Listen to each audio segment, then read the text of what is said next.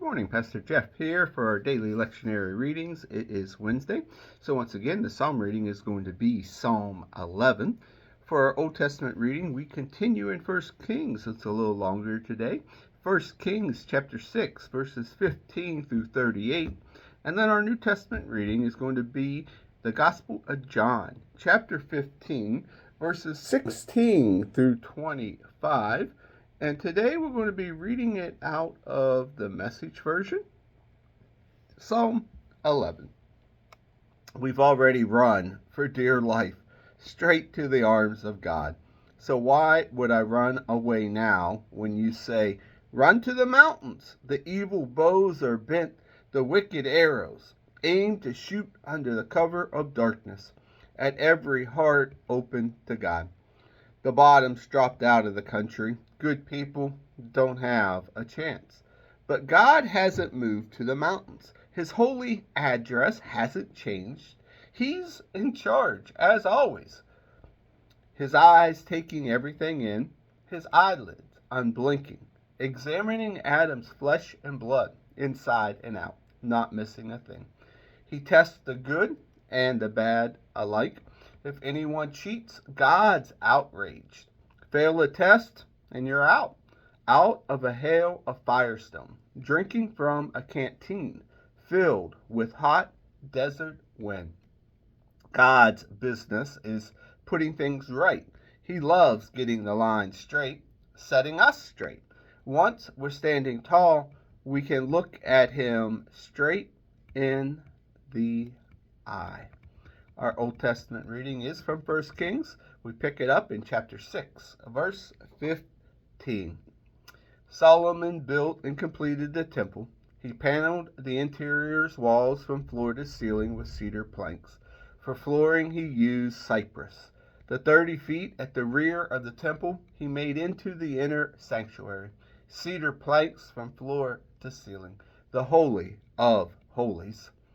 The main sanctuary area in the front was 60 feet long. The entire interior of the temple was cedar, with carvings of fruit and flower.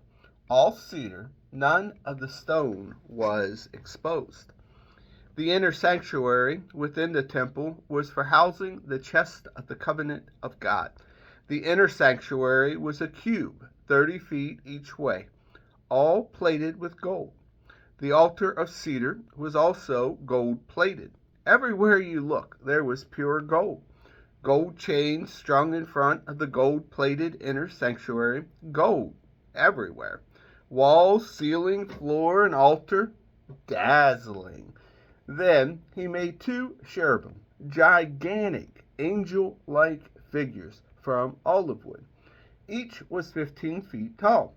The outstretched wings of the cherubim, they were identical in size and shape, measured another 15 feet. He placed the 2 cherubim, their wings spread in the inner sanctuary. The combined wingspan stretched the width of the room. The wing of one cherubim touched one wall, the wing of the other one the other wall, and the wings touched in the middle. The cherubim were gold-plated. He then carved engravings of cherubim, palm trees, and flower blossoms on the walls of both the inner and the main sanctuary. And all the floors of both inner and outer rooms were gold-plated.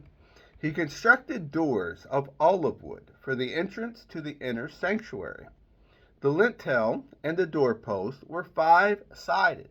The doors were also carved with cherubim, palm trees, and flowers, and then covered with gold leaf.